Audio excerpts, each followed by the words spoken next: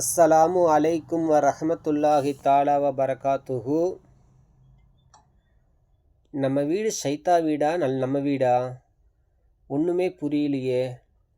நம்ம வீட்டில் ஷைத்தான் குடியிருக்கிறானா இல்லை நம்ம குடியிருக்கிறோமா ஒன்றுமே தெரிய மாட்டேங்குதே. அதை நீங்கள் தெரிஞ்சுக்கணுமா? ஒரே வழிதாங்க.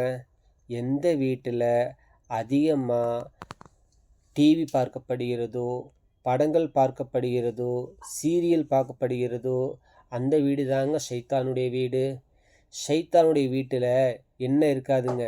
நிம்மதி இருக்காது, பரக்கத் இருக்காது, ரஹமத் இருக்காது, எந்த வகையான சந்தோஷமும் இருக்காதுங்க.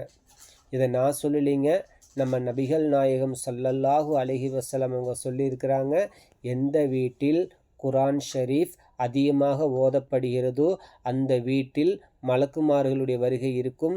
மலக்குமார்களுடைய வருகை இருந்தால் அந்த வீடு பரக்கத்து பொருந்திய வீடாக இருக்கும் என்பதில் எவ்விதமான சந்தேகம் இல்லைன்னு நபிகள் நாயகம் ஸல்லல்லாஹு அலைஹி வஸல்லம் சொல்லி தந்திருக்கிறாங்க.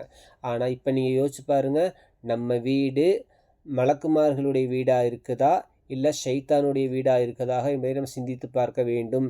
இன்றைக்கி நம்ம எல்லா வீட்லேயுமே அதிகமாக சீரியல் ஓடிக்கொண்டே இருக்கிறது.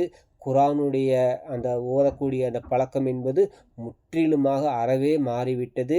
நம் குடும்பத்தினுடைய நிலைமையை மாற்றி அதிகமாக டிவிகள் சீரியல்கள் பார்ப்பதை விட்டுவிட்டு அதிகமாக குர்ஆன் ஷரீஃப் ஓதக்கூடிய பழக்கத்தை ஏற்படுத்தி கொள்வோமாக.